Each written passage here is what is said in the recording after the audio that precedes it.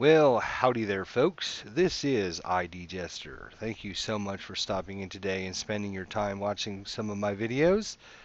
Today I'm going to be using Lightroom 4 and Photoshop CS6, and I'm going to teach you how to use these two programs to get better clarity out of your photographs. And I'm going to show you how to actually, in Photoshop, record an action and set up an action that you are going to use over and over and over again, and you can actually set up an action and record it so that you don't need to do that anymore. So what I'm going to do here is we are in Adobe Photoshop Lightroom 4. I believe this is now 4.1 with all the newest patches as of August 2012. And you can see I've got some travel variety of different pictures here on my screen, and I'm just going to click on this picture here and kind of just look at it. And it's it's a decent, halfway decent looking picture, and so maybe I want to actually do something to make this a little better. But when you're looking at the pictures, as I had mentioned before, if you don't get the exact exposure right when you take the actual shot, the digital sensors in the camera, your digital camera, is going to kind of blend all of the little pixels together, and you basically get kind of a muddied, kind of a just um, not very clear picture. And so I spent a lot of time afterwards, after shooting the pictures, sitting down at home and using Photoshop to get better clarity out of my pictures. So I'm going to spend some time today just showing you how to set up that action and what to do. So here we are in Lightroom 4. It's a great program to organize all your different photographs. You can upload them to your different resources in Facebook and Flickr and whatever you have out there. You can organize them into different areas and do different things with them. And there is some embedded photo editing that you can actually do in Lightroom. So highly recommend this program if you are into making your pictures that much better. So what we're going to do today is we're going to take this picture here again and just double click on it. It's going to bring it up. I can also just use the little windows down here at the bottom to scroll around in my different folders. Obviously, to switch to a different folder, I'm just going to click over here on the left hand side. But this basically isn't a tutorial on how to use Lightroom, so I'll try to explain things as I go, but I'm sure there's many other different programs out there and videos that you can watch on how to set up and use Lightroom. This is more about video on how to what to do with your pictures once you've taken them. So we got our picture here, and we've double clicked it, bring it up, we look at it, and we go, well, that's a pretty decent picture. It's a good start. Let's see if we can do something with it. So all we're going to do is we're going to right click on it, and we're actually going to go down to edit, and we're going to edit in Photoshop CS6, and a little message is going to pop up. Do we want to edit a copy with the Lightroom adjustments, edit a copy, or edit original? I'm just going to leave the edit with copy with the Lightroom adjustments and hit the edit button. You'll notice we'll go into Photoshop CS6 here, and it has all the functionalities of your photo programs, but this is a very specific, excellent program in dealing with layering and manipulation and all the fun, interesting things that you can do once you have captured these pictures. So what we're going to do, the first thing is we're going to go into our image here. We're going to go to adjustment here, and we're going to go into our levels. And we can either manually do our levels, or we're going to hit auto. In this case, we're just going to auto. I made the water a little more bluer, and did a pretty good job there, so I'm going to go ahead and accept that. Alright, so if I zoom in, you can kind of see it's a pretty decent picture, but nothing out of the ordinary that says, wow, this is really good. It doesn't stand up to my recommendation is wow, this is something really cool. I gotta print out a copy of this or anything like that at this point. And the reason for that is it's just, if you zoom in, you can see it's just all still kind of muddled together. There's no defining lines or anything like that. Well, there's a really good way to sharpen photographs in Photoshop, and I use that little 5 or 6 step process all the time. So what I did is I've actually created it, but I before I recorded, I actually deleted it so I could recreate that for you. And in Photoshop, if you have something that looks similar to my screen here, up here in the right-hand corner, you should see your different tabs and your different windows here, and there should be a tab here that's going to expand all your panels here. One of the panels that will expand is the history panel, but you'll also notice there's actually a tab over here that says actions. And what you can do in this panel, in the actions, a lot of people maybe don't even know this or haven't tried this, but it's a great thing to do, is you can actually record the steps that you're taking when you're editing a photograph, and then you can stop the recording. You can actually bring up another picture and then just take the same steps that you had done previously on your other video or on your other picture, and just have them uh, the same steps done on your new photograph. So today what I'm going to do a special kind of sharpening here. So what I'm going to do here is come down in the middle here, and it says it has like a little folder, create new set. I'm going to create a set, and we're going to call this Sharpen. And this one I'm actually going to call it Lab because I'm going to be using the Lab settings. So I'm going to say OK, and you notice it creates a little folder here. And what you want to do is make sure this folder is highlighted, and you want to come down here to the second button from the right, and it's going to say Create New Action. So we're going to click this button, and we're going to give this an action, and what we're going to call this is Lab Sharpen 120, and I'll explain that when we a little bit later here. You can set the folder, you can set a function key to it, you can set a color. I am going to assign it a color. I'm going to assign it a yellow color. Actually, no, I'm going to assign this a darker color. Let's go with violet. There we go. And I'm going to hit the record button.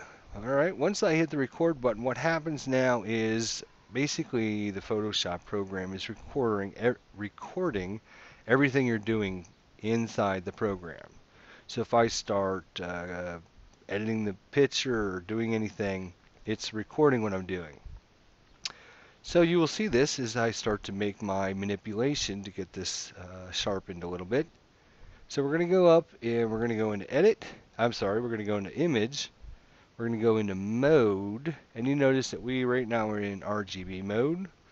We're going to switch that over to lab color, hence the name of lab sharpening. We're going to switch that over to lab color. What that's going to do is it's no longer going to break our photograph down into red, green, and blue. It's going to put the different colors into different channels. And you'll notice over here on the right hand side, you might not actually see anything because your layers tab might be up, but if you hit the channels button, you will then see there's a lab, there's a lightness, an A, and a B. And the colors are broken down into A and B, and in the lightness part of the lab is where all the whites and the blacks lie. And you can see when I click on this and highlight it in blue, you can see our photographs is turned into white and black and gray. So all the whites and blacks and grays. And this is going to help us sharpen our picture by using a sharpen tool up here in our filters. We're going to go to top and we're going to click on filters. We're going to sharpen and we're going to go down to a part of Photoshop that has been around for a long, long time, and that is called unsharp mask. So I'm going to click on unsharp mask. It's going to bring up this little window here.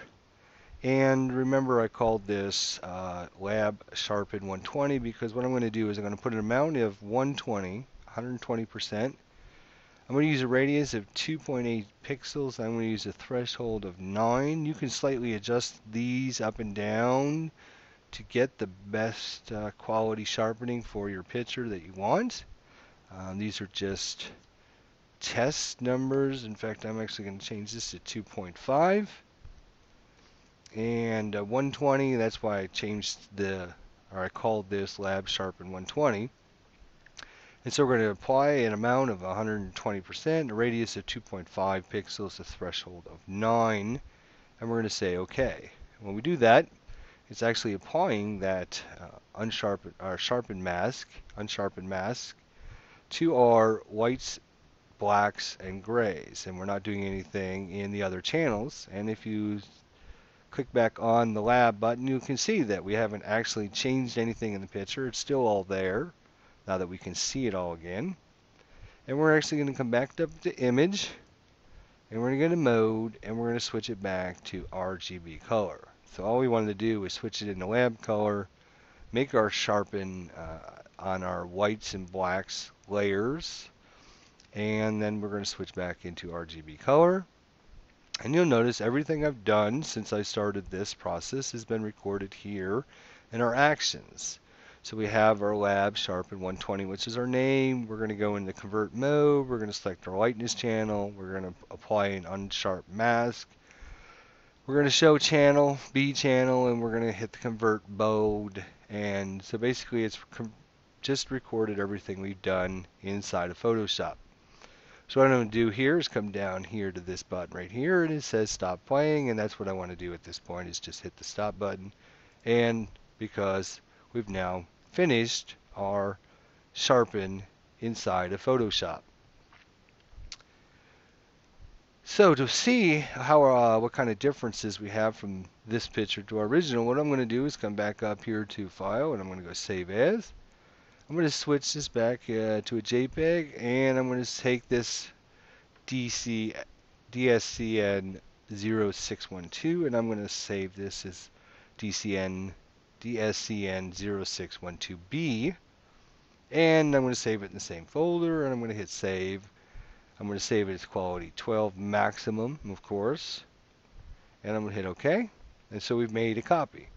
So we come back down here to the bottom, and we're going to click on the Lightroom, and we go back into Lightroom.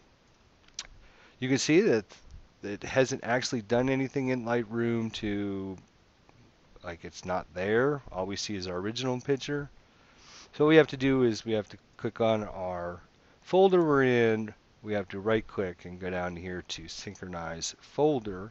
What this will do is it will bring up a little message here, and we're going to make sure everything's checked and just say synchronize. And what it's going to do is scan our folders again and see if there's any new pictures. Oh, look, there is a new picture, and oddly enough, that picture looks very familiar. And so what we're going to do here is come back down to our variety photos, and you can see now we have our original, which is here, and we have our other picture, which is over here. So what I'm going to do is hold my control key down, and I'm going to click on the second one so they're both highlighted. And I'm going to come down here and go to our XY, and this is our compare mode.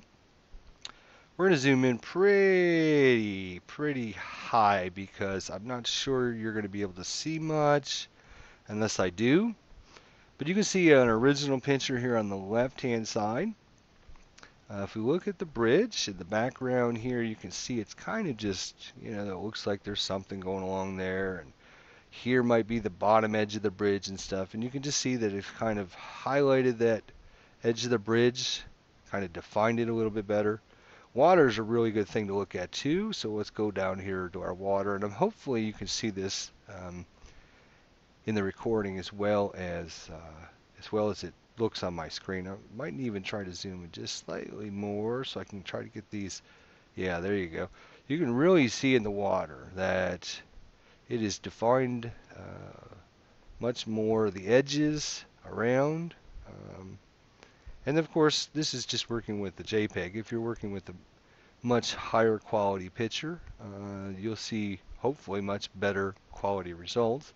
This just happened to be a JPEG picture. So if I zoom back out a little bit, let's look here. You can kind of see along here in the boat here, it's kind of just all muddled together here, and here's definitely much sharper quality picture here. I don't know if it shows very well on the screen, but you can actually can't see much of the ripples of the water um, just from the boat. We just kind of bobbed along the water, created these little ripples. Over here, I think you can definitely see nice quality ripples that are starting to show up. Let's see if we can zoom around our picture here a little bit more. Again, you can see kind of things muddled together over here. Over here, kind of much sharper, clearer quality. And definitely, especially in the background, all in this area, you can see everything's kind of just, all the trees are just kind of blended together. Here, they're kind of, you can see the individual leaves and kind of separated a little bit better. You can definitely see the water here, definitely muddled together as opposed to here. You can actually, almost like three-dimensional here as opposed to this that looks flat and muddled together. So that is recording just a Sharpen inside of our program. So what we're going to do now is we're actually going to come back in, and we're in our Lightroom here, and we want to do what we just did to this picture, maybe to this one here. So bring up this picture. Yeah, it's not the greatest picture in the world, but you know, this is just an example anyways. I'm just going to right click it. I'm going to go edit in Photoshop. Strange enough. And look at what happens. It comes into Photoshop. So there it is. So as usual, we come up to our adjustments, go into our levels, hit auto. Does a really good job in CS6. I've always had problems in the past with the auto levels, but I would say I don't know what they've done in CS6, but it's definitely much better than it used to be, in my opinion, anyways. So yes, we've done our auto levels. Now we want to make things a little sharper here. So all we got to do now is come up to our Sharpen here, Lab Sharpen 120, which is the one we just recorded. And we're going to come down to our button here, which is Play Selection. And hopefully you'll see a lot of things just flash on the screen really fast. And you might see some stuff adjusting over here really quick. And basically all it's doing is going through the steps that we just recorded a few minutes ago. And looks like it's already done. And we're going to go save as. And we're just going to verify that it actually did something. We're going to save it as a JPEG. We're actually going to save this always. Never replace your original. Never, never. I'm just going to save this as B with the highest quality settings. Go back into Lightroom, and you can see we only have one of these pictures, so we need to right click and synchronize the folder, synchronize, wait for it to process. There's our second picture. So now if we go back into our variety of photos, you will see we now have one and we have two. And let's do a little compare and see if our process actually worked. I can see already it did. If we zoom in really nice on this, you should see that this is kind of all just flattish. It just looks like a flat piece of cardboard is what this looks like as opposed to this. This looks more three-dimensional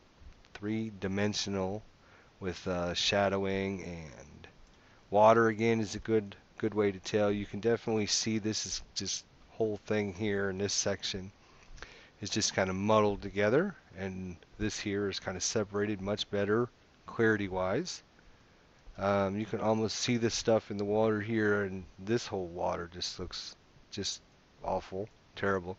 Again, this isn't the best picture in the world, but definitely see the three-dimensional bow here as opposed to this. It just looks flat.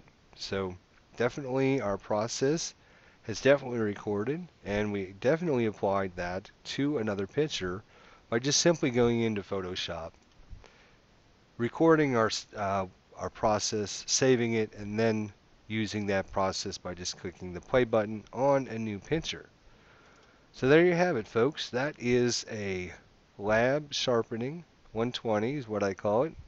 does a pretty good job with those settings right off the bat of just getting extra clarity and sharpness to your dull, kind of just blend together pictures.